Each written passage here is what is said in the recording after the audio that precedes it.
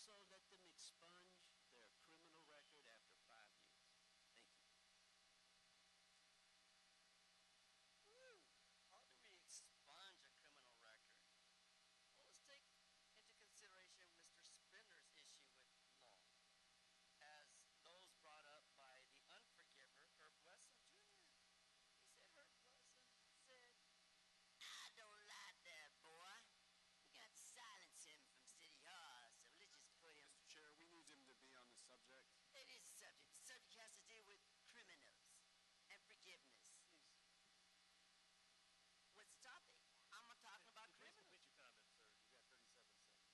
All the members here were talking about their criminal lives. I never did one fucking day in jail. But yeah, Mrs. Spindler did 1 day in jail. Posted $75,000 due to a detective fucking with him from LAPD. A detective was ordered to go arrest him in front of City Hall. Who followed him, cornered him, harassed his ass.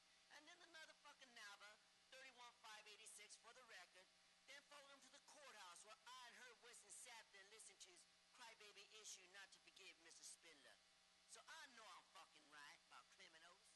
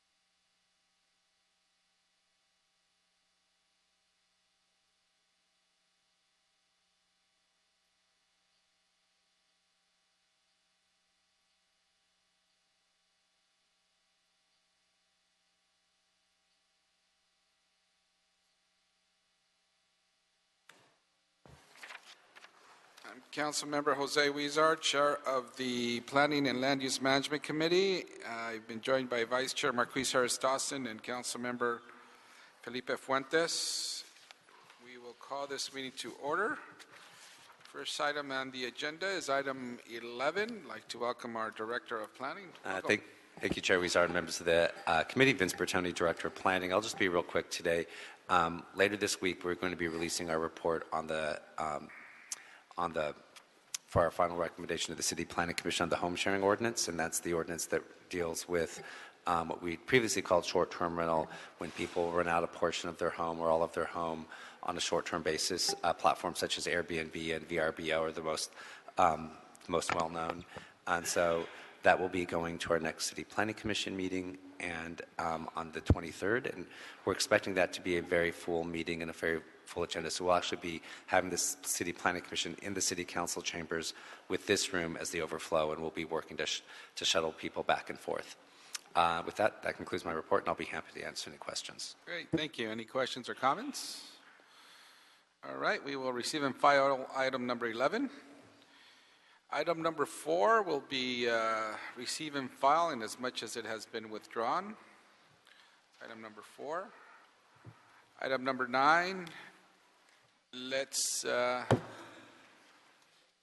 No public comment cards on that. We could approve that on consent calendar. If there are no objections. Also, item number 10. If there are no objections, we will approve that on consent as well. Thank you. So ordered. Okay, if we could turn now to item number 1, please. Sure. Councilman, item 1 is a communication from the mayor relative to the reappointment of David Ambrose to the LA City Planning Commission. Thank you, Mr. Ambrose.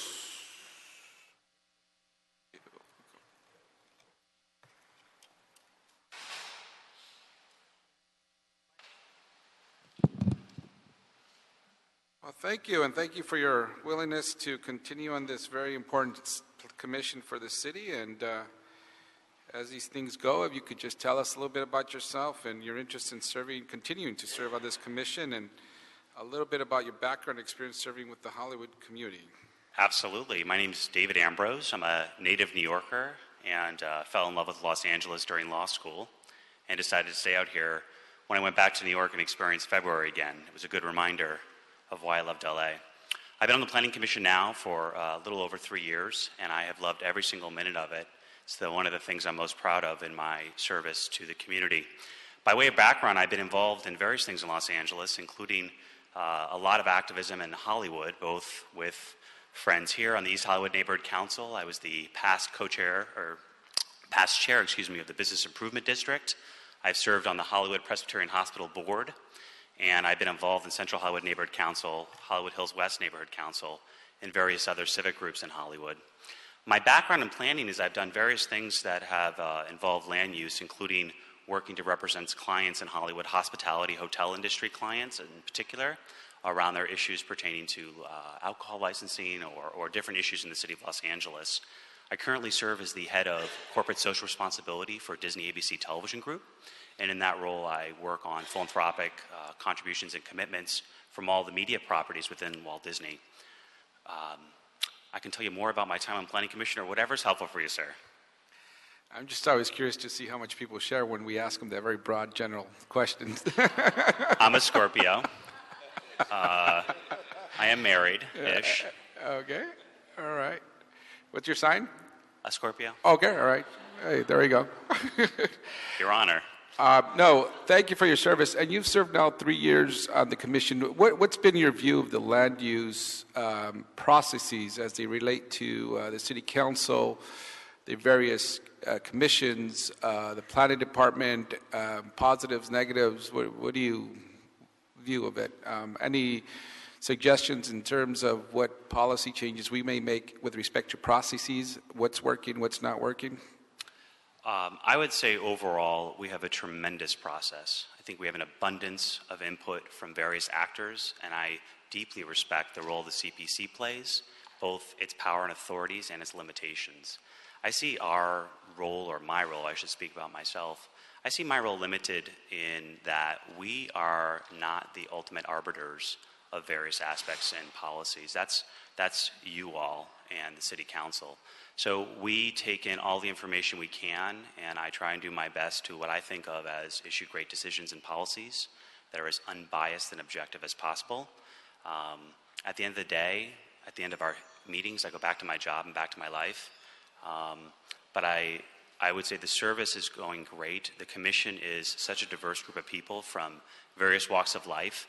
We have folks who are particularly focused on public safety. We have folks who are interested in affordable housing, et cetera, et cetera. It's an incredibly well-balanced body. We always take time in the planning commission meetings to ask for the city council input, and either a letter or in particular, I am very moved. We have council people who've come twice to testify. That is very impactful for us, and both times that was very persuasive, at least for me. So I see our role both limited but very important in being a citizen body with really very little agenda that is trying to take public input and give you the tools you all need to then carry on the process. What's working for me is we have an amazing new director. We have amazing energy because of the council's decision to fully fund the department out of various funds. Historically, it's been like this, and it's hard to make good staffing choices that way. So I've been so grateful that the council has fully funded the department and is growing that support for things like housing so we can do more work.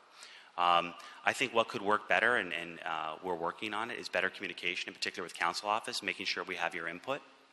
And I've spoken to various of your staff about making sure that we know what's on your mind, and in particular if it's controversial or there's projects that are important to you, that we're aware of that. And I'm working on that.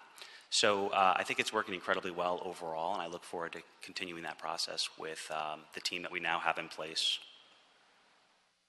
Thank you.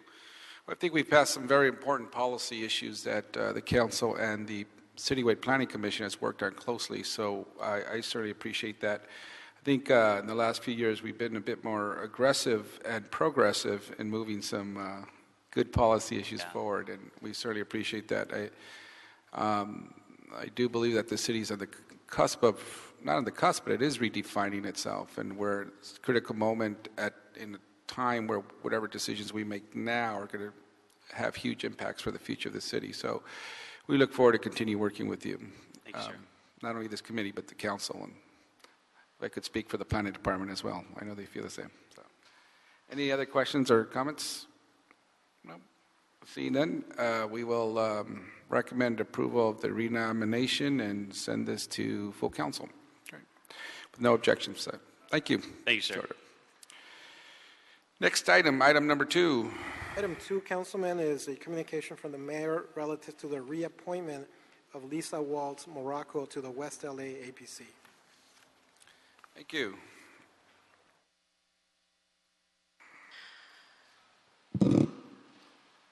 Thank you. Welcome. Thank you very much. This is a new reappointment, right? Yes. Thank you. And so welcome back. You've been through this routine before. I have. You have some experience in Hollywood, so you could either perform for us or be your true self and speak to us as a civic-minded person. But then again, a lot of what we do around here is theater. Absolutely. So, but welcome back, and any thing you would like to share with the committee with respect to your experience on the commission and what you look forward to working on? You know, it's interesting. When I first got appointed, I was explaining to this gentleman right here that I didn't know if I was qualified to do this. I'm an actress. I live in Los Angeles. I'm not a lawyer. I'm on the West Side Neighborhood Council, but I just wasn't sure if it was going to be a good fit. And so I went to the very first hearing, reading everything I could possibly read and trying to understand the difference between a SPP and a CUB and an MND, and now I know what that means. But what I've learned is that I knew more than I thought. What I know now is I have a lot more to learn. And what I've discovered is it's really interesting to hear cases, discover neighborhoods, what people are passionate about, and I find a real responsibility to represent the city in our hearings. My fellow commissioners are amazing, President Donovan's incredible. And what I think is most helpful is that we've added the appearance of the city attorney representative at our meetings, which is really helpful. And it occasionally a representative from building and safety come as well. And I think that's important because a lot of times people come and they may be passionate about something, but they don't understand what exactly the appeal is. And they sort of direct us to let people understand what we are talking about. And that helps resolve the issue. So anyway, I'm having fun. I mean, that's what you're asking. And I'm happy to sign up for another 3 years. I mean, there's a free sandwich at the end of the night, so why not, right? It just sandwiches, no coffee and water? Oh, there's coffee and water as well. Well, thank you very much. And I think you're correct in that when I first started looking at these appointments, I would always really value people who had, and it's not to say it's not helpful, it really is, people who have experience or knowledge and background in land use and architecture. But at the end of the day, it's about quality of life issues in our neighborhoods and what people feel about them. Correct. So no matter what background you have on serving on these land use commissions, it's helpful because we're all trying to better our neighborhoods and see what is appropriate for our neighborhood. So I think we appreciate everyone's backgrounds and they who serve on these commissions. And I think all you have to have is passion and commitment. So thank you. It's been my pleasure. Any questions or comments? No. Seeing none, we'll move recommendation of the renomination and approve and move it to council. Thank you. Okay then. Thank you very much. Thank you. We'll try to get some juice there too in the future. But the comment on the city attorney and presence and building and safety, I know that's not the first we hear of that, but we'll talk to the city attorney's office about resource allocation. Okay, thanks. So ordered. Thank you very much. The items, both those items, 1 and 2 are going to full council when? June 21st. June 21st, okay. Item number 3. Item 3, Councilman, is a communication from the mayor. This is a new appointment of Eric Nam to the North Valley APC. Okay. Welcome. And thank you for your willingness to serve in the North Valley Area Planning Commission. A resident of CD12. And welcome. And if you could just tell us your interest in serving on this commission. Sure. Thank you very much, councilmen and committee members. I do have a background in real estate. I've been in business in Los Angeles for the past 10 years. I'm also part of the Porter Ranch Neighborhood Council and chair of the land use committee there. And I know there are probably obvious aspects of that background that afford me maybe a reasonable baseline for the work, although I know I have a lot to learn. I think the greatest thing I've learned through my business and public service is the importance of listening and listening to my clients, listening to stakeholders to really understand the greater need and the greater goals. And hopefully I can apply that effectively as in my work on the commission. So I do very much look forward to that. And as far as my broader background goes, I'm native, born and raised in Los Angeles, specifically the San Fernando Valley. When I was younger, I did live in other states and other countries, but I realized LA is home. More specifically, the Valley is home to me. So I have a passion for continuing to make it a great place to live. Chose that place because that's where I want to raise my family. So yeah, the opportunity to have an impact on that on a smaller or greater level is a very passionate and important goal for me. So thank you for your consideration of my appointment. Great, thank you. And I see that we see more and more people coming from the neighborhood council pipeline to now serve on area planning commissions, and it's good to see that occurring. Thank you.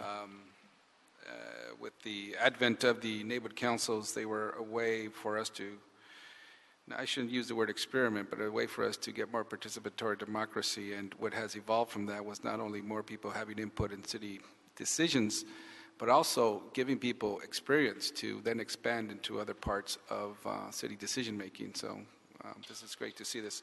So thank you very much. And any questions or comments from Valley members? No? Okay. Seeing none. So we'll recommend approval of the nomination and move it to full council on the 21st. I guessed. Yeah, the 21st. All right. Thank you. All right. Congratulations. Thank you very much. Thank you. Item number 5. Item 5, Councilman, this is a motion review, corrects. It's instructing DOT and planning to prepare a map that highlights substandard hillside limited streets. Welcome.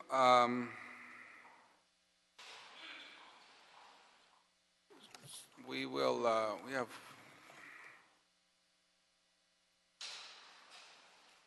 go to public comment first. Leah Renee. And then we will move to George Abrams. Welcome. Welcome. Hello. Thank you so much for having me. Am I on public comment for the hillside streets? Pardon me? Am I on general public comment or public comment for the hillside streets? This is on item number 5, the motion on substandard hillside limited streets. Yeah, Okay, you have thank 1 you. minute on this item. Oh, thank you very much. Okay, I just wanted to bring to your attention that the Los Angeles Municipal Code definition for 12.03, substandard hillside limited street includes 20 feet and 22 feet wide roadways, not less than 20 feet. And that's incredibly important because so many of the accidents have happened on streets around the 20-foot wide area. Because that was the width back in the era of the 1920s. So I want to make sure that that map includes it. I also gave you a document outlining those problems and a bunch of maps, including a map by the City of Los Angeles street widening. It's called Map 848, and it shows the coastal zone, Pacific Palisades, Bluffs, and the limit of construction. And that way you've already got a head start on those hillside limited streets. Please protect our coastal bluffs. It's very important. You took, I think, 25 or 35 different houses by eminent domain during the last earthquake because the whole hill fell down and closed Pacific Coast Highway. So it's incredibly important that you protect that site, those sites. Thank you very much. Thank you. George Abrams. Yeah, I'd like to recommend that the threshold for the mapping be 28 feet. I live on a street that's actually less than 20 feet, but around the corner it's only slightly greater than 20 feet. And actually, I had a tourist trying to see the Hollywood sign on the wrong side of the road hit me head on one of these substandard streets. So I think the mapping should be more complete. Thank you. Any questions or comments from committee members on this? No? We will recommend to adopt this motion, refer to staff, and ask that BOE assist in the preparation of the map. That clear? Yes, Councilman. Thank you so very you much. adopt the motion and request BOE to prepare the map. Yes, sir. Thank you very much. Couldn't have said it better myself. Thank you. Any objections? Seeing none, so ordered. Thank you. Item number 6. Item 6, Councilman, this is a report from the City Planning Commission. This is a correction ordinance. It involves a general plan amendment and a zone change. In addition, City Planning has provided a updated resolution. Thank you. Welcome. Hi, good afternoon, honorable committee members. I'm Heidi Rita Lopez with the LA City Planning Department. The item before you is a correction to ensure that the current use is consistent with the zoning and land use designation. The subject site is a privately owned parcel with commercial manufacturing uses that have been there since the 1940s. The zoning was incorrectly changed in 2004 during the community plan update, and it was incorrectly changed to open space. And during that time, the Santa Monica Mountains Conservancy was entertaining possibilities to build parks, and adjacent to this site is already the Marsh Park. So this item does not include any of those parcels. I just want to make that note. And our action ensures that the zoning is consistent with the current use, and also ensures that it's consistent with the other surrounding commercial manufacturing parcels. So we would like to also note that the resolution in your agenda packet does need an edit, and we've handed that correction in. The height district should be 1XL, and we just want to ensure that this is consistent and assure you that it is consistent with the surrounding uses. So we ask for your support in approving the recommendations as stated in our staff report, and I'm happy to answer any questions. Yes, thank you. So the correction that you referred to right now is, it had referenced 1VL, and now it should be 1XL? It should be 1XL, and that's the 10th and the 12th whereas clause on the first page. Gotcha. Thank you. Thank you. We'll go to public comment now. George Abrams, Elizabeth Camacho, Mark Kenyon. Yeah, the planning department talks out of both sides of its mouth. In the current case, it said that the existing land use designation on the site is open space and is not consistent with the existing and historic use of the site. The subject site is currently a manufacturing use, has been historically occupied with manufacturing uses since the 1940s.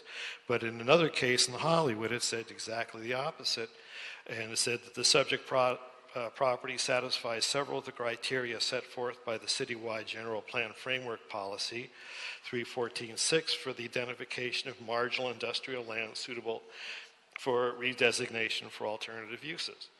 And if the city is so intent on preserving the historic use of land and its manufacturing base, then why is it not doing it in Hollywood? And the answer is simple.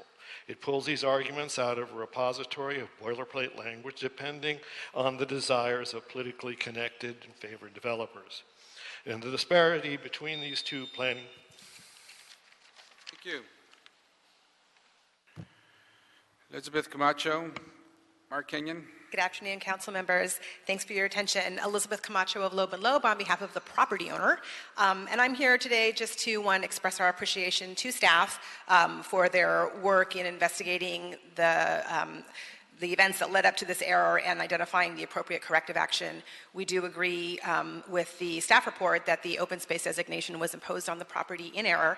It was a result of an error that occurred during the 2004 community planning update, and it resulted in open space zoning that was inconsistent with the intent of the community plan update and also with the city's zoning code, because this is a privately owned property, has always been a privately owned property, and there was never any plan or proposal to have it acquired by public entities, as was the case next door.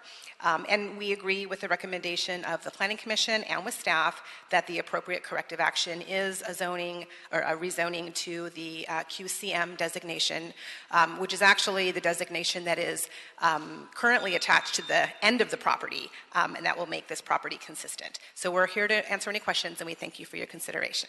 Great, thank you. Mark Kenyon, Doug Haynes, Robert Leyland. Good afternoon, honorable council members. I'm Mark Kenyon, here representing the Mount Washington Homeowners Alliance. I also am the executive director of Northeast Trees, an organization that has built the most parks along the Los Angeles River.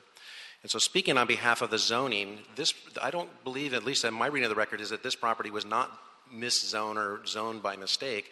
There are other parcels along the Los Angeles River that are privately owned that are zoned open space that were changed as the city and the communities and the citizens within our city wanted to reclaim our river. The zoning is consistent with the city's river master plan, and I would urge you not to change the zone to manufacturing. The existing use can continue to use. There are provisions in the municipal code to allow that use to continue, but if we want to reclaim our river, if we want to have Marsh Park, instead of being two separate parks bifurcated by this particular parcel, we should leave it as open space so that eventually we, the public, can purchase that property. Thank you. Thank you. Doug Haynes, Robert Leyland, and Daniel Wright. Good afternoon. My name is Doug Haynes. I've spoken on this before, and I provided you with a number of photos that I've also provided you before, and also the Nation magazine article that expresses this, and really how shameful and embarrassing this whole thing is. Why would you want to take away potential park space from low-income immigrant community like this one? I just don't understand why you'd proceed with approving this. The current owner, Mort Lacretz, purchased this property in 2005, fully aware that it was zoned open space. It was promised by the Buck family to the community in 2004. That's why it was zoned open space. It would be a tragedy to lose this 1.3-acre site for a future expansion in Marsh Park. It's an absolute stunning wild stretch of the LA River that was intended to be dedicated for public use, but now would be just used for luxury condominiums or whatever the development. Right now there's a non-conforming use. If they want a variance for that non-conforming use to continue the current operation, they can get this. This whole thing is shameful and it's embarrassment, and I'm sorry to say that. Thank you. Robert Leyland, Daniel Wright. My name is Robert Leyland. I live at 2668 Newell Street, longtime resident of Elysian Valley. I was here before at a hearing, and I was not notified regarding this hearing. I submit that there was inadequate notice to our community regarding this hearing. This item was not brought before the Elysian Valley Riverside Neighborhood Council, and not doing so defeats the purpose of the neighborhood council system to advise the city. There was no, to my knowledge, there was no adequate CEQA process. And I cannot go in depth because of the time limitation. It's illegal zoning. It's a denial of due process. Thank you. The planning process that we have in the city of Los Angeles favors developers at the expense of the community. Thank you, sir. Your time is up. Thank you. Daniel Wright, Roman Gomez, Arturo Gomez, and Geraldine Dines afterwards. Thank you. Daniel Wright, Silverstein Law Firm, on behalf of George Abrams and the Citizens for Open Space. Our firm has documented in numerous cases now in court that the city charter, section 555, expressly limits the authority of the city to process a general plan amendment, and it may only do so if the area that lies within the boundaries constitutes an area of social, economic, or physical significant identity. This project or site does not qualify. The legislative history that we have carefully documented shows that the intent of that section of the charter is a limitation on the power of the council in order to conduct general plan amendments, and therefore the entire concept of this project is unlawful. Additionally, the CEQA violations have been well documented in the record, and we stand by those as well. Thank you very much, and we urge that you deny this for all the reasons stated by the community. Thank you. Roman Gomez, Arturo Gomez. Buenas tardes. Good afternoon. Roman Gomez, Elysian Valley Riverside Neighborhood Council President, but I'm on the capacity of a concerned resident, not representing the council, but myself. Please keep it an open space. Development is promoting this kind of change. This was not a mistake. The infrastructure that exists at Elysian Valley does not support the kind of density that is coming into our neighborhood. We have a beautiful river. As a school teacher, we do walking field trips to the LA. There's a unit called City Wildlife. You would put an end to that. We need parks for our children, not 117 unit development that is going on. I'm speaking of Bimbo project. That's gonna bring in thousands of people. It's gonna impact the character of the community. My children's community. My son's gonna speak next. And future generations. We need open space for parks. Don't allow private owners, landowners, to be the real planners. And please, think about the quality of life you spoke of earlier. Thank you. I can't make out the last name. The next card, I'm sorry, the next card, Geraldine or Dyers or? Yes? Yes, there you go. Thank you. You'll speak after Arturo Gomez. Thank you. Hi, I'm Arturo Gomez. I'm his son and EVRNC Vice President, though I am also speaking in the capacity of a concerned resident. I'm also opposed to this rezoning plan, mainly because I do feel that we should have more opportunities to build parks, so that way the public can benefit, and to deter any form of growth and density in our community, because we're a community of roughly 8,000 people within a small small area of land. If we, stack up more developments there down the line, it's not going to be good for traffic, infrastructure, sewers, etc. So I would like this committee to please strongly consider the impact of rezoning. Other than that, I'd like to thank you for your time, and have a great day.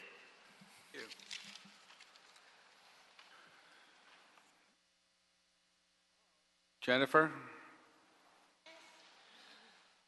Hi, everyone. My name is Jennifer Dynas. I am a stakeholder in the Elysian Valley, and I'm here to speak about this zone change and general plan amendment. First of all, I'd like to say that, jumping off what Robert had said about the public not being noticed, actually, the outreach document for the Elysian Valley queue conditions showed this parcel as being already part of the rezone for the queue conditions, when in actuality it wasn't. When you get down to the ordinance, it wasn't included. And so that had the effect of making the public think that they had been notified and that this land was already zoned commercial manufacturing, when in fact it wasn't. And that document was circulated to at least 8,000 people, all the stakeholders of the Elysian Valley who are impacted by this. So they thought it was a done deal. And because of the nature of general plan amendments, when they're done in this way, there's no notification of residents, so they did not know. Also, I'd like to introduce into the record some documents that we've created supporting our position. Thank you. Great, thank you. Can I call planning back up to the podium, please?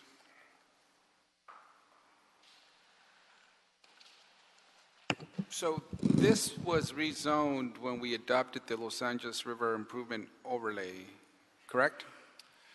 Correct. There have actually been a number of legislative actions affecting this property and neighboring properties over the course of several years, so we've tried to summarize those within the staff report. So in 2005, when the community plan was updated, the neighboring properties were all rezoned to QCM-1VL height district.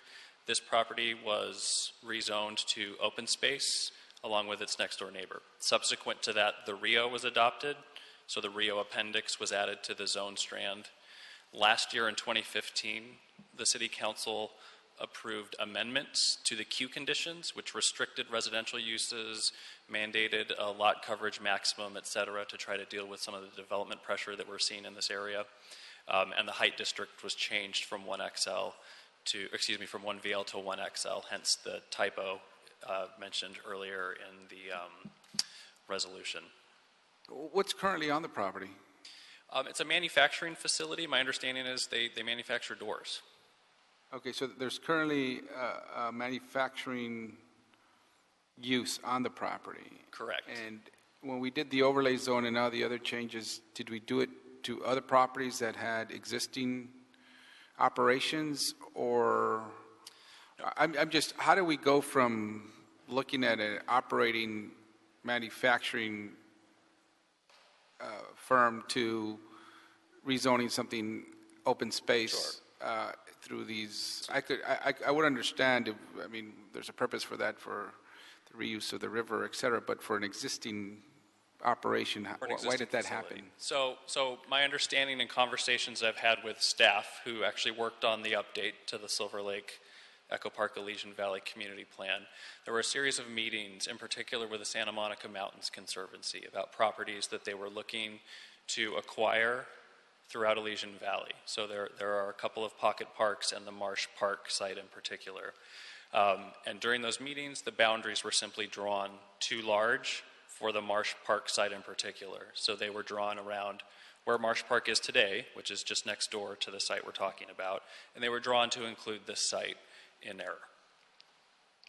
So it was an error. It was an error. So the general plan land use designation of open space was applied. The zone was subsequently changed to open space, which was correct for Marsh Park next door, was incorrect for this property. I wonder if I could also take a quick moment just to clarify some statements that have been made in the record. So a public hearing on this matter was held here in City Hall in November of 2015, exclusively for this item. Subsequent to that, staff circulated a negative declaration for a period of 30 days from January to February of 2016. The negative declaration analyzed everything, including land use impacts, looking at an analysis of how much open space exists in this area. There's over 200,000 square feet of open space within the immediate vicinity. And the City Planning Commission, of course, also held a hearing on this matter in March of 2016. And this went to the Citywide Planning Commission or to the City Planning Commission? City Planning Commission. Okay. Well, I certainly support the use of more open space and revitalization of our river, et cetera, and our efforts to rezone some of those areas to recapture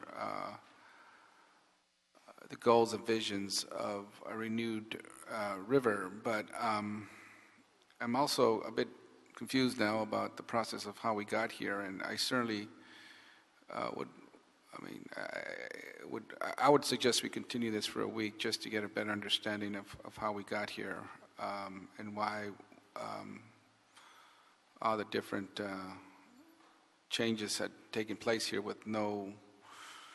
I mean, rezoning something to begin with, even if it's for a good goal such as open space, for us to move in that direction and then reverse that, whether it was an oversight or, hey, no, we're going to do something new. I mean, I'd really like to understand what the overall plan is for the area, and if whatever direction we're now taking is consistent with the overall goals and planning of the local council member as well as the planning department. So are there any timelines that we may?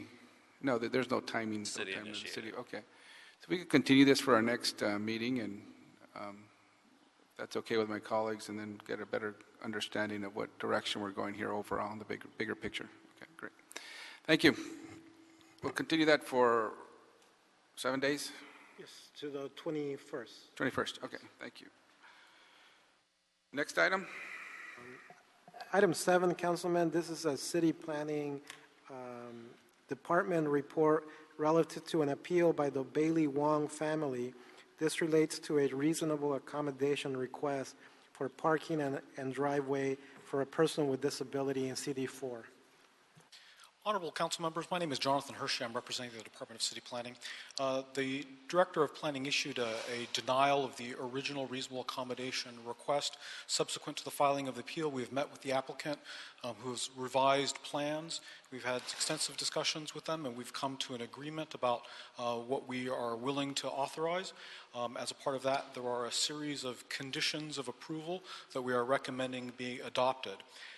The applicant, so at this point, we are in agreement with the applicant regarding the appeal. We're going to recommend that the appeal be granted subject to 16 conditions of approval and new findings and new exhibits and so on.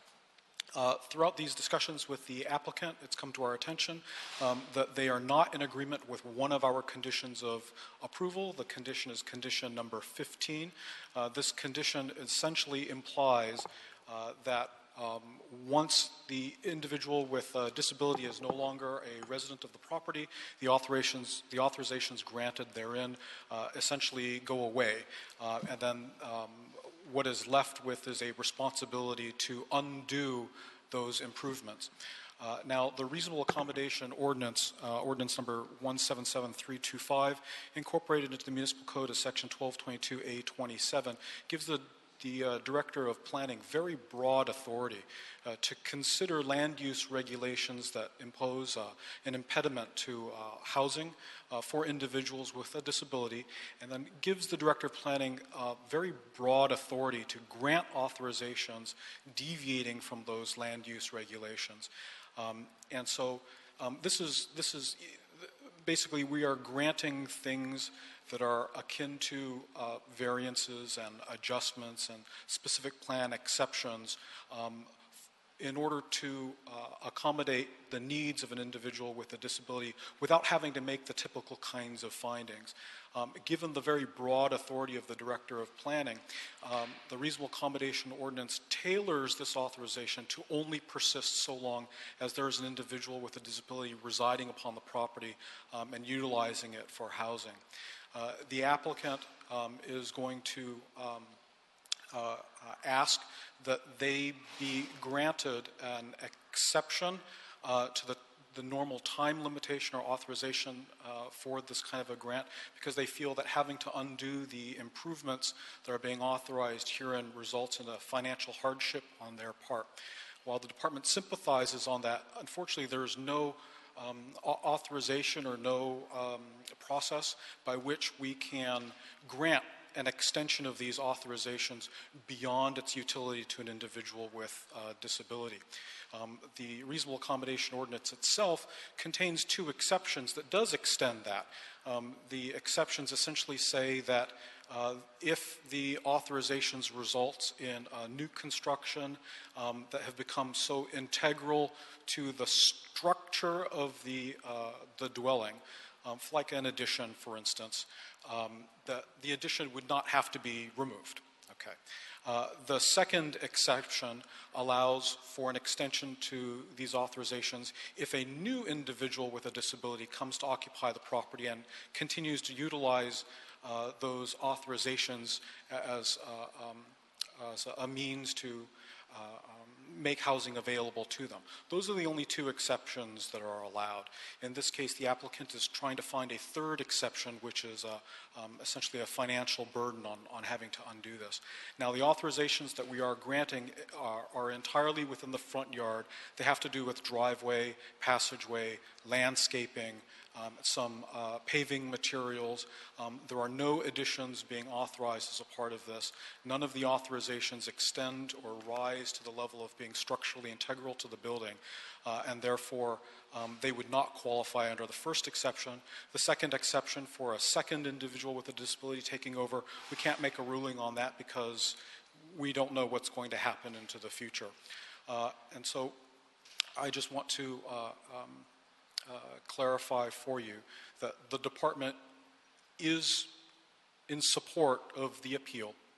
We are recommending that the appeal be granted, subject to a new Exhibit A site plan and plot plan. We're recommending that you adopt our recommended conditions of approval. We're recommending that you adopt the findings as well as the recommended categorical exemption, and that you retain all of the conditions as proposed. And that I'm here to answer any questions. I'm sorry, but earlier you said you're in support of the appeal, but not 15. We are in support of the appeal of the initial determination that denied the reasonable accommodation. We are now asking that you approve the reasonable accommodation as it has been modified. What we are asking is that you retain all of the conditions as a part of that as proposed, that you do not try to grant an extended life to this authorization. We feel that doing so actually creates one, we don't believe that there is room within the process to accommodate that kind of a request, and if it were accommodated, it kind of opens the door for other kinds of arguments to be made for the other reasonable accommodation requests that we do receive. This is a standard condition of approval that has been applied to our other reasonable accommodation requests and has not been contested in the past. Okay, thank you, gotcha. Thank you. The applicant appellant, Melissa Bailey Wong and Luke Bailey Wong, you have a total of 5 minutes to speak. You are Luke? Yes, I'm Luke Bailey Wong. I'm the father of Jade Bailey Wong. Okay, and so Melissa is also going to speak? Okay. Probably not. Okay. Okay, thank you. One of the things that wasn't mentioned with the previous speaker was that in the exceptions, one of the things that is said is that what has been done cannot be easily removed or altered. So what we're really discussing is just how easily the allowance that has been made can be altered. And we, as parents, are very grateful for the allowance that has been made. And we believe that that it's been taken into consideration, Jade's condition, being that she's not just disabled, she's physically devastated. And what do I mean by that? She's blind, she's deaf, she's quadriplegic paralysed. Why is that relevant? It's because she has 24/7 care, not just by a nurse, but a whole range of therapists. So they come and go through all hours of the night and needing safe access and safe exit. We are not, we're willing to compromise on the zoning issue because they approved parking in front of the place. We're happy to return that to the way it was. Why? Because that can be easily done. But what has been asked of us is not only to have to pay extraordinary expense to get this done for our child, but on the death of our child, which unfortunately will be sooner rather than later, she doesn't have long life expectancy, that we are then again financially penalised to return it back, being new landscaping, remove certain aspects of the concrete, being able to install new irrigation system, and once again be penalised again. And we think that that doesn't actually meet the definition of easily removed. It's not easily removed. It's a large project over a couple of weeks at a large expense of about $15,000.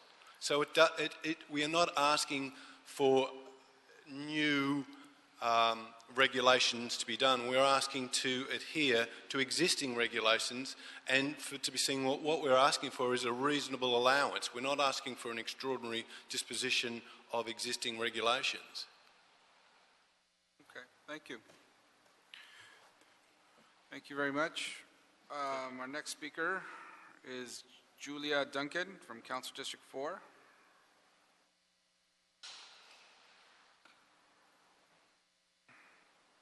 Hello, thank you, Council members. Julia Duncan, Councilman Rue's office. We do support the City Planning's recommendation that the appeal be granted with the condition number 15 that the grant for the reasonable accommodation be with the individual and not with the land. This is in the Hancock Park Historical Preservation Overlay Zone, and this is a standard condition. So we do support that the appeal be granted, but with the condition that the planning staff recommends.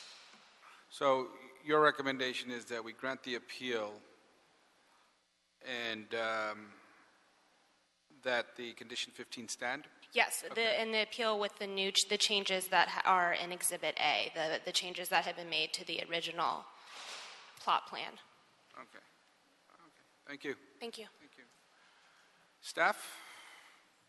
Just a question. The rule is that under the Federal Fair Housing Amendment Act of 1988, that the entitlement shall run with the individual, not with the land, unless when the director makes a determination it can be used for another individual. In practical terms, what does that mean? So let's say an individual is there that needs these accommodations. They move on. Let's say they move to another location. They no longer need it there. So what would happen, what is that determination process like? The applicant mentioned something about being easily removed. So if something could be easily removed, I could see how, well, okay, we don't want people taking advantage of this special accommodation because people come say, do the changes and then move on, and other people use it when they really don't need the accommodation. But here, what if it's a large expense? You know, you put a lot of, it's huge. I mean, what if the expense is huge and the accommodations are huge? And then we ask them to put it back to how it was originally. Is that how the process, I'm trying to understand what the process, how it works. Councilman Jonathan Hershey, Department of City Planning. So the way we typically understand this is, again, what is meant is that physical additive construction to an existing dwelling is the kind of structure that would not be easily removed. If someone needed to have a second kitchen, or if they needed an expansion to their square footage that exceeded the FAR in order to accommodate a larger room, if they needed to have an elevator penthouse put on their rooftop that exceeded the allowable height limits. Those are the kinds of constructions that were contemplated and envisioned as not being easily removed. What's being proposed herein are essentially driveways and the removal of landscaping. And we've actually worked with the applicant to come up with alternative materials and designs that would make it more easily and financially attainable in order to remove or let those improvements naturally degrade so that they are no longer a part of the improvements upon that property. What we've been trying to be most sensitive with is the vast majority of the authorizations that we're recommending here are directly from the Hancock Park HPOZ. And we don't want these improvements to essentially enter into the land use pattern of that HPOZ, influencing either through precedent or just through example that other properties can be altered in such a fashion. Now, in this case, what we're really talking about are exceptions to the life of the grant. My feeling is that once there's a question as to whether this grant has expired or not in the future, the applicant may want to revisit with the Department of City Planning to examine the situation and determine whether or not the grant continues to be viable or not. So it may actually be a premature argument at this time to determine whether or not these authorizations will continue to be in effect into the long-term future or not. Okay. Thank you. Any questions or comments? Mr. Chair. Yes, Mr. Cedillo. I think we have to think about this and be sensitive to the subject matter.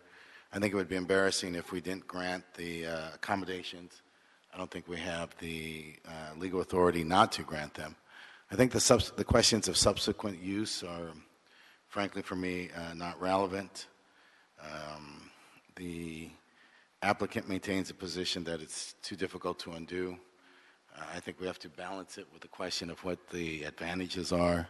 It is such a rare and unique scenario that it compels us to be sensitive to the circumstance, to its uniqueness, to the condition of the applicant, the family involved in it. We should simply grant it without the restrictions that are placed in 15. Thank you. Mr. Harris-Dawson? Just a question for staff. With regard to the expiration of the accommodation, what are the possible triggers? So under what circumstances would the family be asked to undo the accommodations? Is that triggered by a neighbor? Is it triggered by someone in your department waiting to see when this person is hospitalized or moves to another location? Like what are exactly the mechanics? Okay, so there's no formal process of the city to go back and continue to check with the property owner to ensure that they are using these authorizations in a valid fashion. So the only way that it would come to our attention is through complaint by a neighbor or someone bringing it to our attention or to the attention of the Department of Building and Safety that they are no longer using, or they believe that the applicant is no longer utilizing the authorizations in the manner that was originally approved. The city planning is not going to go and periodically check to see whether an individual with a disability continues to reside at the property. The other option is if the applicants chose to undertake additional construction upon the property and they are required to obtain a plan check of their building permits, and somebody has to go out there and determine whether or not they continue to utilize these authorizations in a valid fashion or not. Those really would be the only two mechanisms. So it would be through complaint or through condition compliance and permit check. Thank you. And it just reminds me of the situation we have right now with our blue curbs, which is well, in fact, I believe we're not even doing blue curbs right now for some state litigation that's going on, but we designate blue curbs for people who have disabilities, but when those people move on to other locations, those blue curbs stay there, and sometimes they're in areas where parking is at a high premium, yet nobody uses that blue curb because nobody around there needs that accommodation. So in this respect, it seems the same situation may apply here, where you do the accommodations, but the city never tracks whether somebody moves on or not, and how do we know it's either complaint or some plan check or some building and safety permit, right, when it may be discovered again, correct?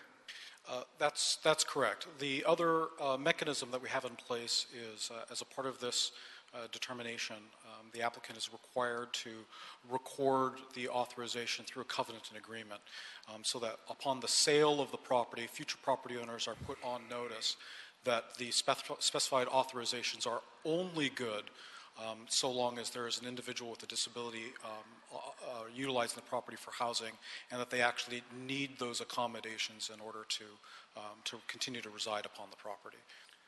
Okay, thank you. And to our city attorney, do we have any constraints or advice on this with any action we may take? The public policy side of this is if we should not, if we we should appeal condition 15, that may allow a floodgate of these types of cases, exceptions, and I would imagine. And what are the consequences of that from the public policy side, right, if we allow this? I'm not sure what the impact of that will be. But on the other side, there may be some legal issues. I'm not sure any legal issues we should be aware of here. I think, Adrian Corsani, City Attorney's Office, I think planning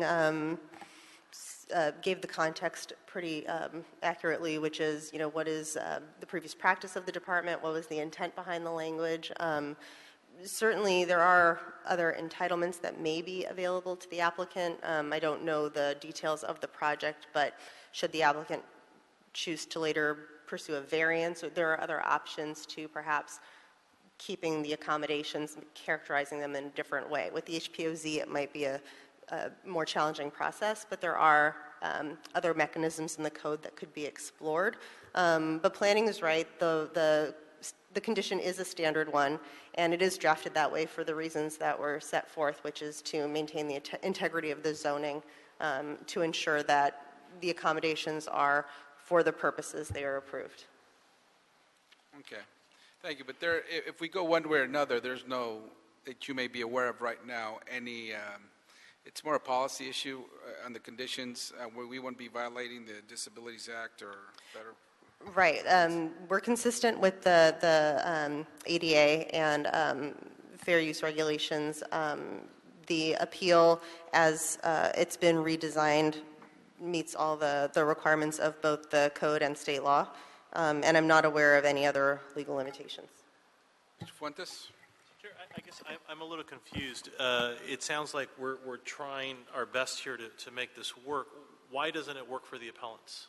If you would indulge me, Mr. Chair, maybe we can ask the staff and the appellants to tell us why it doesn't work. Yeah. It sounds like there's a lot of accommodations, and if we have suggestions on landscaping and this sort of stuff to sort of make the alterations less expensive to remove later, come on up and tell us why it doesn't work.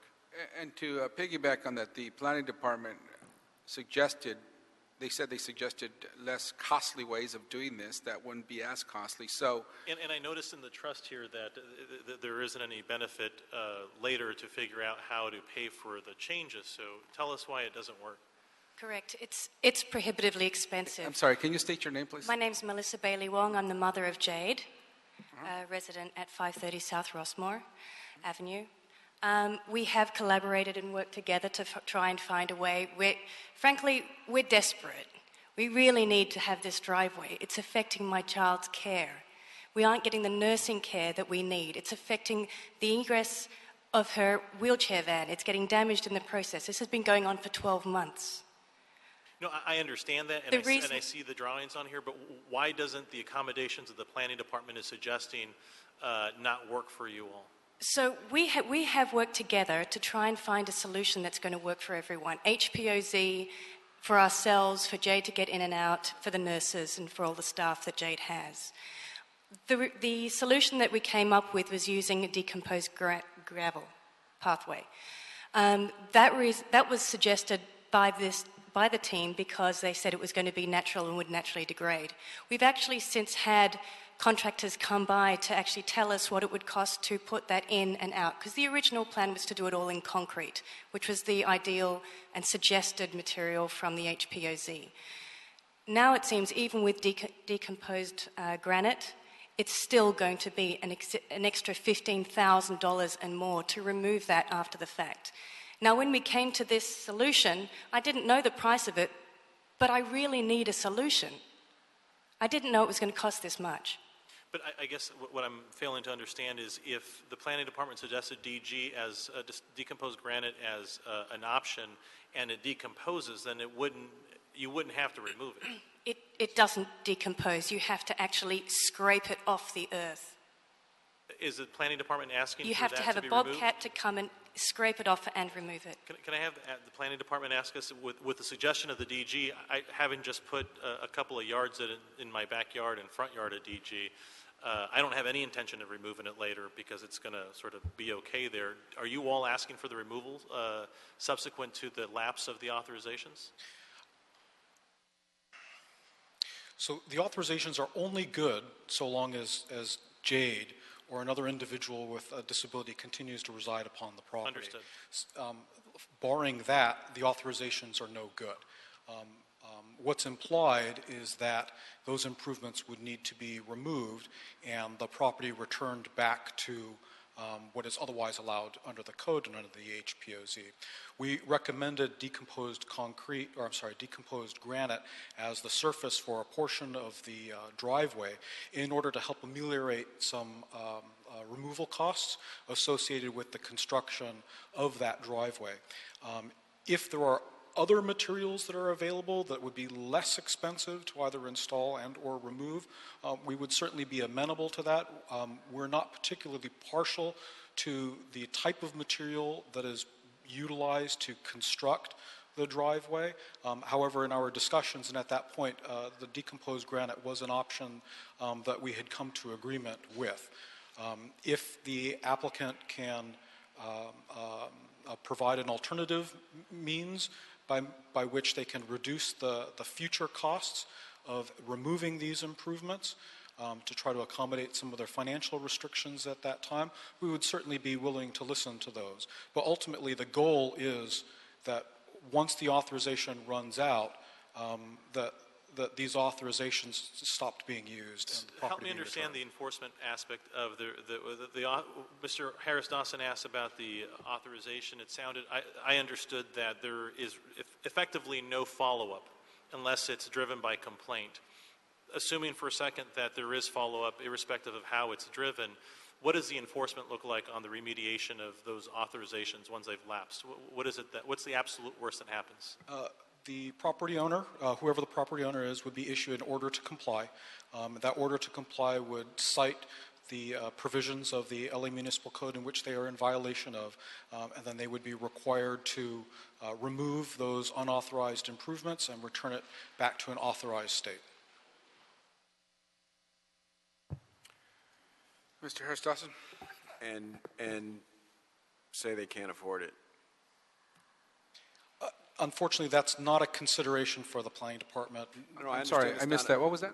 So I said, I just wanted him to continue with the scenario that they come back to you and say, this is a financial hardship, like they're telling us now. So then it will be a lien, then it comes to council, and then the council has the discretion to reduce or waive the lien. Got it. Is that right? Yes, it would. Let's see. So, building and safety will issue the order to comply. Should that order to comply not be fulfilled, it would then be referred to city attorney's office, and then yes, a lien process would begin. And if it's owner-occupied, there's exceptions. I mean, it seems to me that there's a lot of flexibility built in down the road. I know that's not comforting because you have to deal with enforcement and this sort of thing, but it seems to me that there's recourse here at the council. It just seems if you could come to the microphone. It just seems that I totally understand that what's going on in that this is inconvenient to the process. I don't think anyone here can look at us and say that what we're asking for is unreasonable. And I don't think anyone can say with full conviction that it can be easily adapted. What I would think that would be easily adapted, that if we were renting a place, say for 3 years, and there was, okay, can you easily adapt it? Can you widen the doorway? Yes, we can easily do that. Can we put a lift in there? We can easily do that. But no family would ever go and rent a place and someone say, oh, by the way, you've got to spend 15 grand to do that. They wouldn't say that's easy. This is a hardship. We're going to be dealing with the hardship of losing a child, and then on top of that, and the only reason why this is not being approved today is because we're in such a unique position. It's not our fault we're in a unique position that the child is in that condition, that we can't really, it's not convenient for us because we're worried we might be sued. We're worried about someone else. The neighbours have all approved it.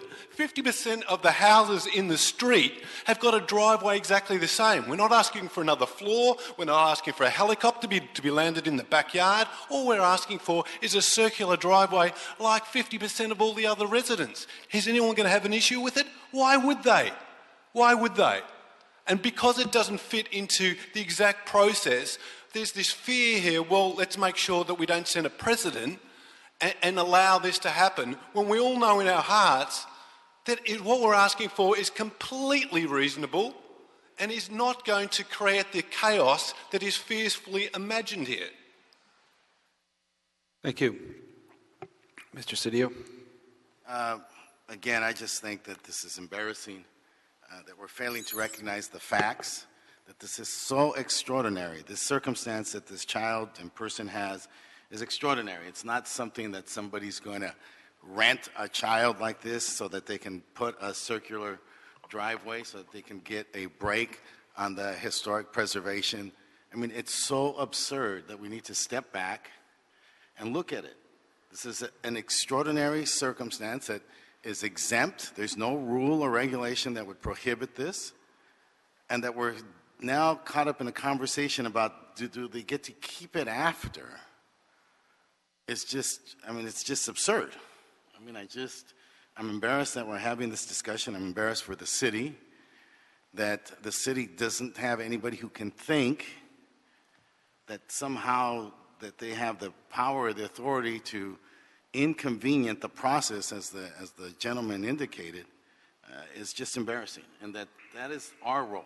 If the departments can't do it, then clearly we have both the power and I think the friggin' obligation to do this. I mean, I have a short response that my father would have said with respect to this, and I have my own response with respect to the HPOZ as it applies in the circumstance. It does not. It does not apply in this circumstance. The condition of the child is the most dominant factor here, and we have to accommodate it, period. Thank you. And we certainly want to do that, Mr. Cedillo, and we feel like we are attempting to find a solution, but I think this committee also has the obligation to discuss the facts before us, discuss any implications from our decision one way or another. And although it may seem embarrassing, at the same time we have to do our due diligence to understand the case before us. But I understand your intent behind saying that, which is sometimes we put up rules that are not helping people in the accommodations they need, but we do have an obligation to get through this. But I feel what you're saying in that we want to find a way to accommodate, and I think that's what we're doing here. So, thank you. Mr. Harris-Dawson. Thank you so much, Mr. Chair, and I want to thank Mr. Cedillo for putting the appropriate amount of emotion into the discussion that we're having today, and I think I generally agree with it. I would take exception to two things. One, I do think staff went a long way to accommodate so that the work can go forward now. Like that, no one's questioning that. What's been questioned is what happens on the back end. And I will add, what's also embarrassing a lot is when we're faced with legal challenges for decisions that were made when you were in high school, and people thought that it would only be that one time, except at that one time when we did it, we didn't say that it only applies to this particular case with these 19 or 20 conditions. Someone else comes along and we don't misuse it, but it gets misused in the legal system. And so I think, I want to congratulate staff for trying to figure this out as much as you can, but the work can go forward. What we're talking about is what happens on the back end. We do know that there is recourse on the back end to make sure that you aren't hit with, that this family isn't hit with the added insult after losing a child of having to come out of pocket with a tremendous amount of money to undo some work that it seems apparent, and it makes sense based on what I've seen. There probably isn't a cheap way to do this. There isn't an affordable way to do this. I mean, that makes sense to me. But I do think we have recourse after the fact, should there be a complaint, which it sounds like it's unlikely there will be, or should you all try to have to transfer the property to someone else. It seems like those are the two cases in which this comes up as a material force. And so, I think that's I wouldn't want folks to come away from this discussion thinking anybody's trying to stand in the way of the change being made and being made in an expeditious way. Thank you. Mr. Weiser, just the planning staff, you mentioned the idea of a covenant upon sale of the house. To me, it seems that if we were able to tie the accommodation and ultimately the mitigation of, or the alteration to the sale of the house, at least that can be contemplated at that point. How would you record the covenant? So Jonathan Hershey, Department of City Planning. So yes, the last of our recommended conditions is a condition to record the outcome of this determination against the title of the property.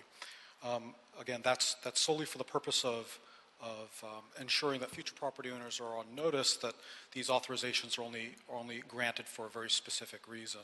So the authorizations would run with the life of the ownership of the property as opposed to any other situation? Well, unfortunately, that's counter to what's stated in the ordinance and what exists in the code. The code itself specifically says this shall not run with land, it runs with the individual. Could we make the exception here with an action today? Yes. I would not be able to comment on that. City Attorney? So the language specifically says the request shall not run with the land unless the director determines that the modification is physically integrated into the residential structure and can't be removed or altered to comply with the code. So that is the exception they're looking for you to trigger, and that would be the exception to allow it to run with the land.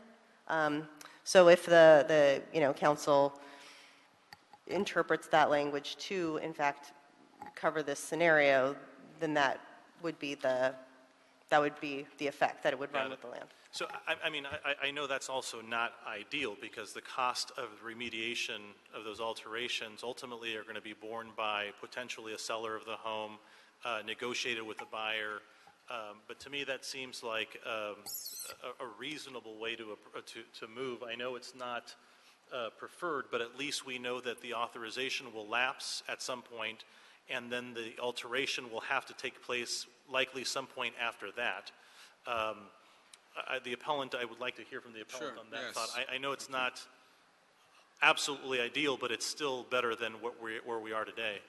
What I'm failing to understand is that in your existing regulations, it says, unless it cannot be easily adapted. That's what and if you, as a committee, believe, well, it's not an easy adaptation, you're not having to make exceptions to the rules. All you're saying is that this, being the driveway, and we can give you all the list of all the things that actually makes it not an easy adaptation. It's not an easy adaptation to get it back the way that it is. And the regulations allow for that. I think the term is easily removed. easily removed. No, I understand, which is why I acknowledge that it's not still exactly where you want to be, but at least it gives us the opportunity to remediate the alterations at some point in the future, not at the lapse of the authorization, but some point in the future. We don't know, and I can't imagine that you do either, how long you'll be in that I'm sorry, home. can you, 1 second. Mr. Herman, and can you please take a seat, and you in the back? Mr. Spindler and Mr. Spindler, Herman you- are in the And let me, this is your warning. Sir, Herman, I do not have the patience for you today. You come to every meeting, every council meeting, and disrupt our meetings. This is a very serious matter. And any disruption that you do here today, I will ask our officers to escort you out of this room. Thank you. You know the rules. You know what you do. This is the last warning. So my point being that if we tied it to the land, it seems like it's even more of, there's more certainty in terms of sort of when it will be remediated from a policy perspective from the city, and certainly from a homeowner's perspective, you at least have some more tools further down the road to deal with the alteration. What I'm failing to understand is why are you trying to find a solution to something that if you agree that it's not easily removed, so we're not changing anything that's already existing, and there's agreement in that, why would that cause any problems for any of you, the city, later on? The HPOZ, and that brings me to the second thing that I would suggest is that we should develop some template language going forward anytime these HPOZs are put in place to make sure that we don't find ourselves in a situation where we have to bend the rules or potentially change them outright. HPOZ should have a little bit more flexibility when it comes to situations. But then like when this. do you decide that it's not easy? Like if we were standing here and it was $100,000, does that then become not easy? $200,000? If it was a 3-month project at $150,000, do we have a case? At what point do you say, well, this is not an easy adaptation to get it back the way that it was? Sure. No, and we should probably not get back into a discourse because now I'm breaking rules here. But that's the crux of what we're talking about, the financial burden. It is different, though. It's an authorization that's being granted specific to this property, unlike some sort of other alteration to a home that is usually a code violation. Here, there is a distinction, and that's why I'm suggesting out loud here, and I asked the city attorney, that if we ran the authorization with the land versus with the authorization, to me that seems to offer some more flexibility. Again, not 100% for anybody, but certainly better than what it is that's being proposed today. The alteration being changed when the authorization runs its course, and that to me doesn't seem fair. So I'm trying my best to figure out how it is that we can move a little bit further to your position. Mr. Chair, I don't know where else to, in terms of ideas, that's all that I've got. Okay, thank you. So the city attorney, you said when the planning director makes his determination, what language, what's the criteria they use? So I'll read the section again. If the director grants the request shall be granted to an individual and shall not run with the land unless the director determines that, 1, the modification is physically integrated into the residential structure and cannot easily be removed or altered to comply with the code, or 2, the accommodation is to be used by another individual with a disability. Who makes that determination? Well, I think we could, the director of planning, but we could use that rationale for our purposes should we want to grant this authorization to run with the land. And again, it was those 3 items, correct? That it is not easily removed. Physically integrated into the residential structure and cannot easily be removed or altered to comply with the code. And you can deem it that. Okay, and granting this driveway, is that not integrated into, that's not a structure, that's the land, right? So, Jonathan Hershey, Department of City Planning. So, the physical improvements that we've authorized, or we're proposing to have authorized, are a widening of the existing driveway, the construction of a new semicircular driveway, the creation of a small parking area within the front yard, a side yard vehicle gate, and the removal of some landscaping. We would not consider any of those improvements to be physically integrated into the structure. Okay, let's go down each prong. What's the next one? The next one is, what was the next prong? And cannot easily be removed or altered. So it's tethered to the integration into the residential structure. So that's what he went through right now. What's the next one? No? No, that's it. The next exception would continue to be utilized by another individual with disability. And then there was one more. No, that's that's it. Okay. Yes, Mr. Cedillo? Yes. So I appreciate everybody's efforts to try to, I appreciate everybody's efforts here. Let me suggest to you, one, that there's not a prohibition for this action, right? Two, that we can deem it to be integrated into the body because it is in fact essential and necessary for this unique circumstance for them to have it. There's no question about it, that the access is part of what they need to appreciate their property and the building and the structure, so that we can deem it integrated. And that the third point, the pillar, was the question of too difficult to move, and we make that determination. We as the body here, exercising discretion, working with the director, can direct them that is too difficult to move, and it just runs with the land, and that is the resolution that meets the most, at the end of the day, the most just accommodation and consistent with all the rules. And there is no role.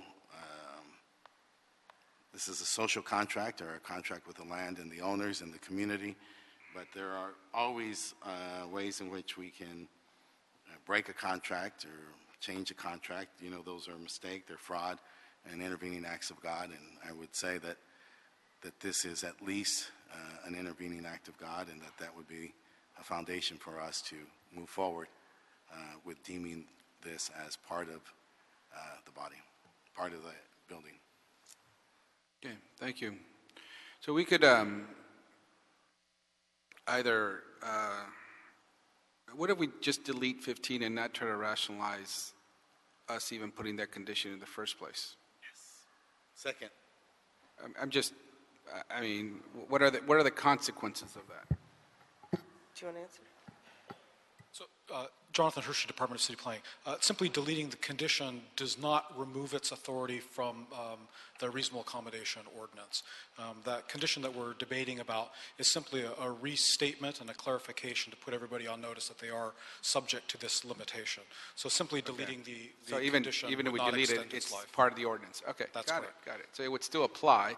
So in order for us not to have that ordinance apply through this legislative action, we would need to find some rationale as to why the ordinance itself doesn't apply. That would be an action that, if anybody so chooses to propose at this time, we'll entertain that. Okay, so moved. So we will find that second, we will help me with this, city attorney, to fulfill our intent. We will remove the condition and find, as part of our findings. So you are you're granting the appeal, and you are finding that the modification, you're basically finding the opposite of the limitation in the code, that the modification is integrated and cannot be easily removed or altered to comply. Yes.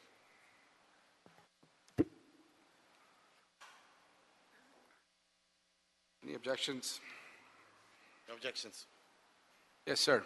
Council members, Jonathan Hershey, Department of City Planning. Also include your motion that you want to delete condition number 15, so that there's Yeah, no... that was part of the motion. We are deleting condition 15, and part of our motion and findings is that in order to have the ordinance not apply, that we're finding it runs with the lands for the reasons stated therein. Any objections? Seeing none, so ordered. Thank you. Next item. Next item, Councilman, is a report from the East LA APC. It contains an appeal by Mark Kenyon from the Mount Washington Homeowners Alliance, and it relates to the construction of 2 single-family homes.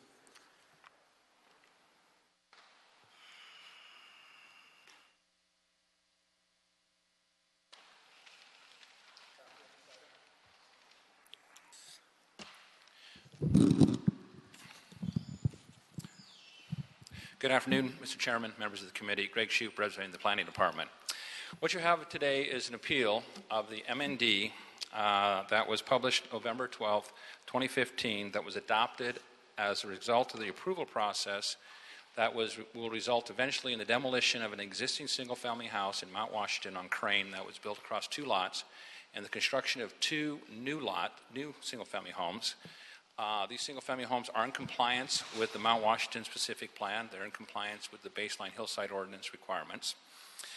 And they were both the Director of Planning, who issued the determination, and the East Los Angeles Area Planning Commission on an appeal of the approval by the appellants here, determined that the initial study and the resultant MND fully analyzed any potential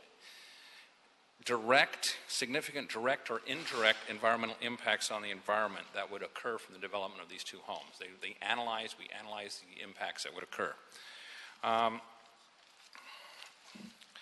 Unless requested by the committee members, the applicants, the appellants I should say, they took their basic appeals that were denied by the Area Planning Commission and have regurgitated them into an MND appeal. So when we look through the appeal points, the 8 appeal points, we've only found 2 that are relevant to the MND. The other ones were relevant to whether the Director of Planning erred or abused their discretion in approving or the project permits. The Area Planning Commission looked at these 8 appeal items and found that none of them were valid and subsequently denied the appeal. So I'm asking, do you wish me to go through the 8 appeal points and the response that we did for the appellants? Or do you wish just for me to talk about the 2 MND conditions that are relevant? The MND conditions. Okay, thank you, sir. Okay, so the 2 conditions are the mitigated negative declaration violates the California CEQA quality and mandates regarding enforceability of project mitigation, and the city incorrectly concluded there is no significant impact. We are in the process of revisiting our MND, our initial study process. We've hired environmental consultants to help us work through some of the changes to CEQA, some of the laws.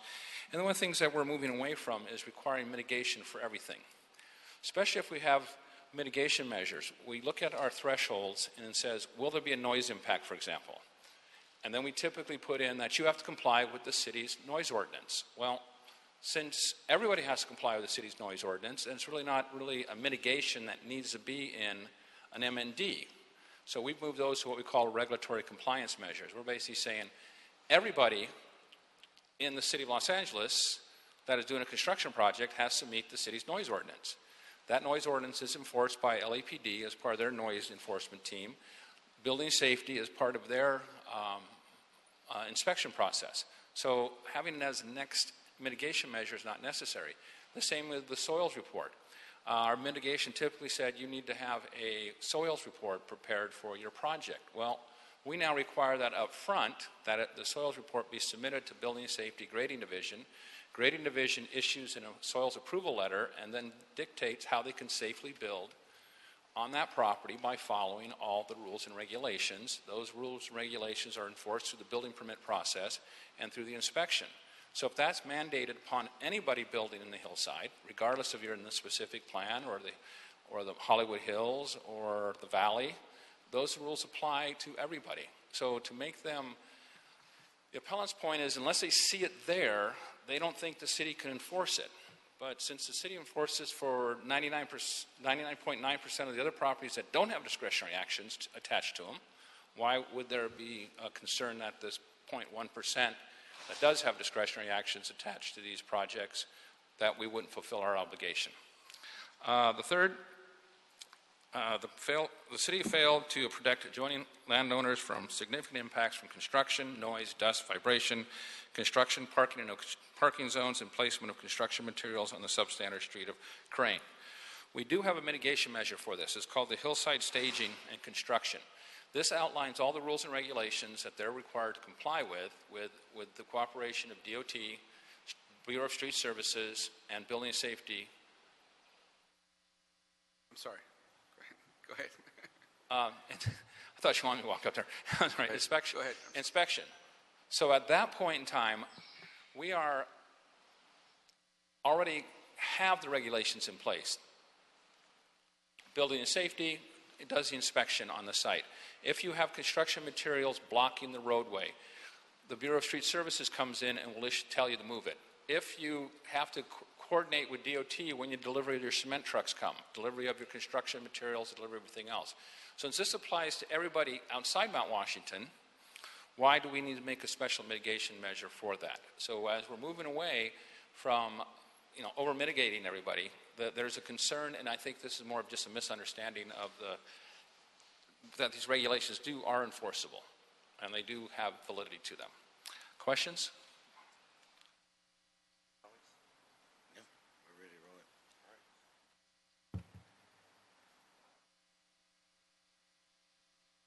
Thank you. We'll go to public comment now.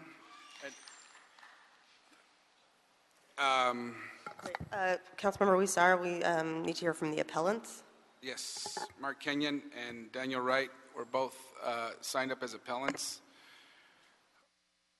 There is a 5-minute and a 1-minute, I guess. You do the 5, Mr. Wright? Thank you. Sorry about that.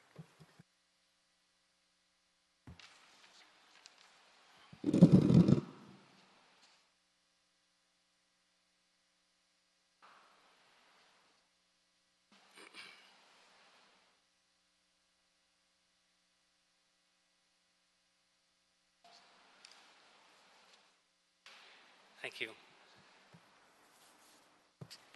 Daniel Wright on behalf of the Mount Washington Homeowners Alliance. Council members, I'm going to walk through this handout because I want to analyze this document in the context of CEQA. First of all, by the way, the house at 462 Crane that's part of this entitlement was sold by the developer to another owner, so we don't see how you could possibly grant an entitlement to someone who no longer owns the property. So on the first page, we're talking about this is the final finding that you have to make, that there's no impact on people. Right now, this MND in front of you, and I've taken portions of it out of what the city published, only has 3 mitigation measures, and here they are: trees, hillside staging and parking plan, and something involving public services involving fire. But the wholesale failure of the city to checkmark potentially significant impacts on the checklist that they normally do, we've circled here areas that we believe are and have historically been checkmarked as potentially significant on MNDs done in Mount Washington and other parts of the city. And the problem with that is that each time you don't check a potential significant impact and provide mitigation, you're essentially saying that under no circumstances could there be an impact. Now, if you go back into the analysis, which starts a little bit further back, here we're pointing out that for instance, with regard to air quality, the MND says nearby sensitive receptors, that means people, would be close to the site, but construction and operation of the project would result in less than significant impact for both localized and regional air pollution. You have to have evidence to support that conclusion, and there is none. So it's insufficient just on that particular point alone. If you look at the geology and soils is very alarming because each one of these sites, the building code and the approval letter, and none of the approval letter has not been made a condition of the project approval, which means that the zoning inspector does not have authority to threaten revocation of this permit if there's non-compliance. It requires a burdensome enforcement process through criminal code enforcement. We've never seen that happen in our community. Here's another issue, exposure to wildlife. If you look here, in this portion under public services, the staff admits that this is a very high fire hazard severity zone. But if you look in the section back on exposure to wildfire, it says, does not acknowledge that that applies. And there is a risk of exposure here because it's a downslope lot that is not cleared by brush because it's vacant land and it needs some type of mitigation measure. There is no mitigation to protect the future occupants or the neighbors from wildfire risk. This should have been analyzed. It should have been admitted. And by not admitting it, there's no mitigation. Noise. The noise analysis says it's going to comply with the municipal ordinance, which says that you can do construction until 9 p.m. Historically, in our community, because of the echoey canyons and the close proximity of people, there's always been a mitigation measure that limits construction to no more than after 6 p.m. Basically, you're going to have people coming home from work and could be subjected legally to construction noise running until 9 p.m. That is not protecting the neighbors in an appropriate way. So we're talking about no enforcement of the grading letter, which ought to be a condition of the project approval in order to assure compliance, and not through criminal code enforcement, which we've never seen successful. I've attached here a presentation of an environmental firm on effective mitigated negative declarations, and one is that the contents of the required contents of an MND is mitigation measures to avoid significant effects on people. And you can't make that finding that I started out with about there's no impact on people when there's no evidence to support these conclusions. And that is why when we hear from staff we've been reconsidering our process, the process is illegal, I'm telling you. Another thing about this slide that I attached was that inadequate mitigation includes compliance with an existing non-discretionary law, such as the Uniform Building Code or the noise ordinance or anything else. So this is definitely an unlawful process that the city is choosing to pursue, and that is why this is an important as a precedent-setting case and why we have brought this appeal. As you know, about 95% of things on Mount Washington go through without objection. But the Homeowners Alliance is very concerned about this precedent and what its potential impact is to real people who live next door. Thank you. Thank you. Mark Kenyon.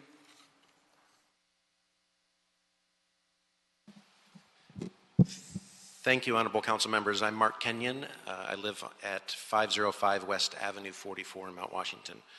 The changes that planning staff has made to the city's CEQA process and that they're apparently going to be rolling out to the rest of the city sets a bad precedent and impacts all citizens and residents citywide, all council districts, all hillside areas, and all non-hillside areas. This is a precedent that this particular case is the first time that we've seen it. What city planning is essentially doing is flipping the whole process. They're saying, okay, we have these regulatory conditions, and therefore all the impacts will be below a level of significance, without actually, in fact, identifying what the impacts are and then analyzing those impacts, and then, and only after that part of the process, deciding, oh, the regulatory condition can be used as a mitigation measure to reduce below a level of significance. So it seems to me that what the city's proposing to do is essentially to have more projects happen more fast or more quickly through the process without allowing the public to have an adequate voice in the process. Thank you. Thank you. Dean Lamont, the applicant.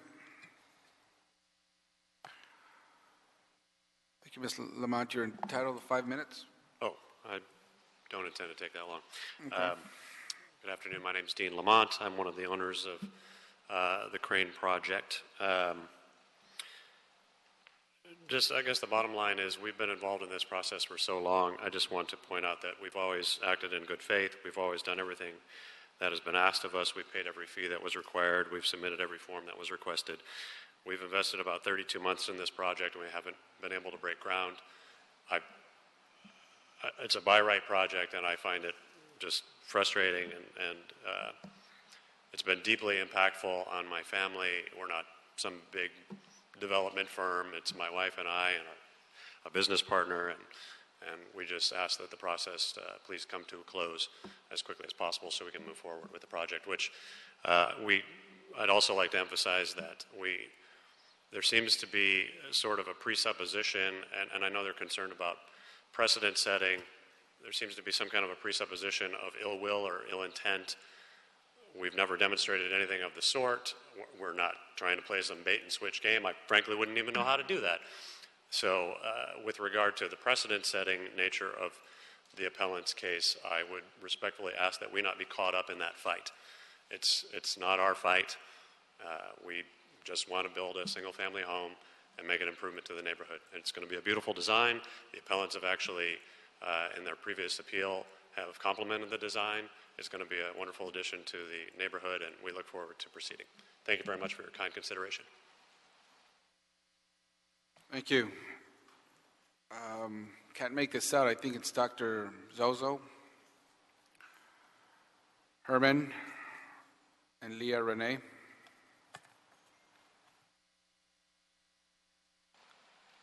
Yes, more agitation, more anger, not enough cooperation. Unlike the last item, everybody came together. But if it's going to be a bad precedent and it's on a hillside developments are special and they are not in the 1,000 units of immediately needed housing under the Cedillo doctrine. Because last time we were told what the doctrine was. The doctrine was hillside areas will adhere to the specific local plan and not be put on fast track to produce part of that 1,000 units of housing that we need. So I've been following the Cedillo doctrine. In fact, I supported the doctrine at several local planning commissions before and after my illegal felony arrest. So I would say support the appeal.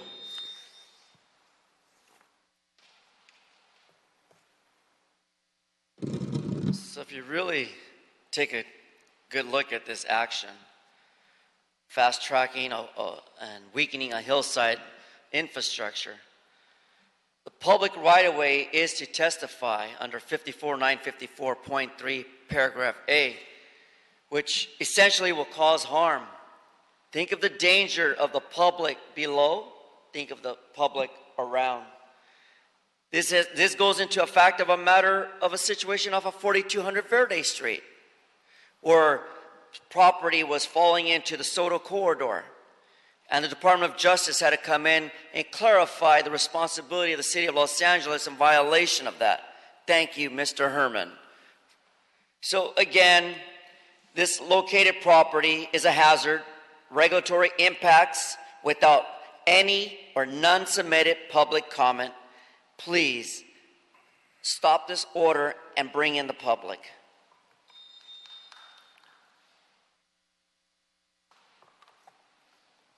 Hi, my name is Leah Renee, and I too am very concerned about the widespread city precedent this sets. There is a bad faith precedent here, and it's in the halls of the city.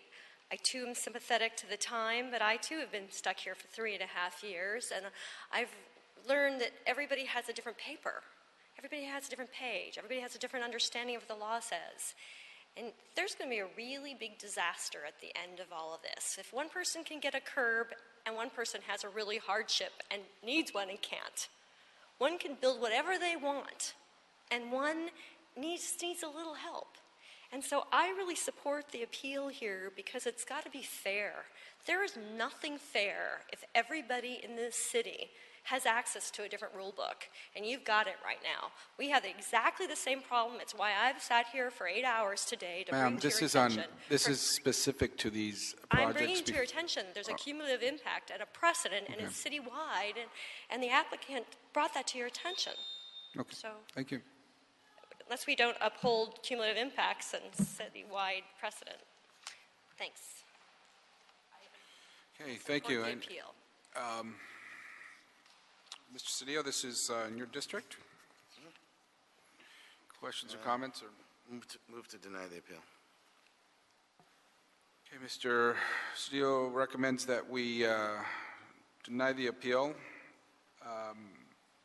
You know, Any, yes? I mean, look, Mount Washington's a unique place. It's a hillside place, and this is not a multi-unit development. This is not asking to put 100 units or 50 units or 25 units. This is a scenario where the people have worked hard, complied. There is nothing being fast-tracked here. This is not any expedited process. There is nothing of that nature here.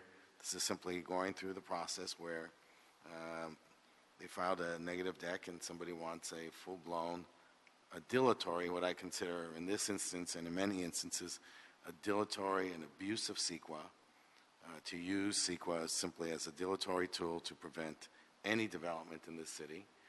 We've seen it in all these districts, in yours and mine and all of us sitting around this table, where CEQA is used as a dilatory tool to prevent development in the city. In the middle of a housing crisis, I find that abusive, and I ask that we deny the appeal. Second by Mr. Harris-Dawson. Any questions or comments? So, Mr. Steele, the appropriate motion would be to, as proposed, Mr. Deal, deny the appeal and grant and sustain the entire determination of the East Los Angeles APC in adopting the MND for the construction of a single-family dwelling located at 460 Cream Boulevard. Correct? Okay. Just what I was going to say. Thank you. Any objection? Yes, sir. Oh, it would be not approving the project. It would be approving the MND, that the MND is sufficient and adequate for the project. Yes, that's part of it. Okay, any objections? Seeing none, so ordered. Thank you. Next item is public comment. Yes, sir. Okay, that concludes all our regular items on the agenda. For public comment, we have Leah Renee.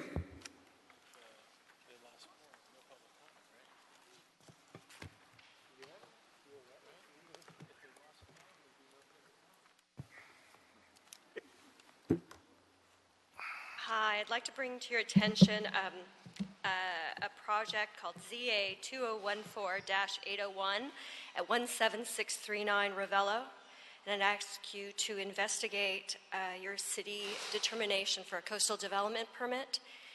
There was no application before the hearing, none. There wasn't even a submitted application. They had no submitted applications, which means they had no plan check, they had no correction sheet. So your zoning administrator approved a project and sent it to the state of California illegally without any review. And they couldn't review it because there were no plans. And then after that, they gave it to AQMD, they gave it to a bunch of different departments, and each person has a different project. Every person's got a different owner. So that's the same failure. And you cause a lot of anarchy and hate and distrust in the government when people don't get access to the same rule book. So could you look into that application, please? Thank you. Thank you. Actually, it's an approval. It's not an application. You gave them a coastal development permit without an approval. Patricia Johnston, the trooper, and Dr. Zozo. Welcome. Good afternoon. I'm Patricia Johnston. I live on Multiview Drive in the Cahuenga Pass West neighborhood. I'm on a crash course in civic activity here. The other day, Friday, there were two men in my driveway taking pictures of land to our north saying we're going to build a house down there. It's impossible. This is land of several acres. It's part of the wildlife corridor, and it has no street access from the south, where Oakley ends, from the east, from the houses on Bonnie Hill, from the west. It's basically a cliff, and their only other option would be to tear into our driveway. Now, I didn't get the gentleman's name. I was misinformed that this would be on the agenda today, and I'm just handing out an alert, and I will forward more specific documentation to your legislative assistant. Thank you. Great. Thank you.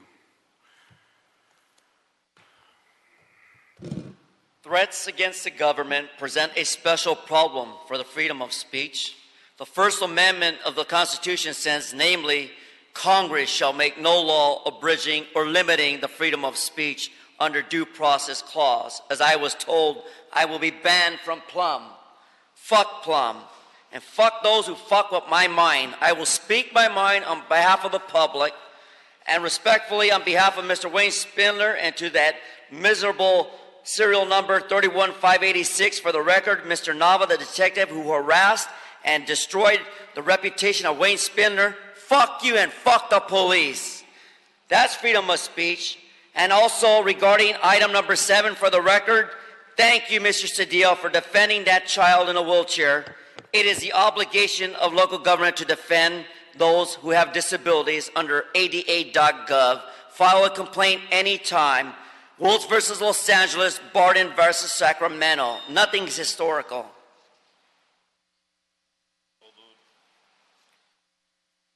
Yes, the approval of 7, and that was a very good thing. ADA. Sir, the rules are that you could speak on anything pertaining to land use and not on items that were on the agenda previously. So if those items were today, you had your opportunity in item 7. Simply saying you live by the ADA today, and the ADA applies, and you got it done.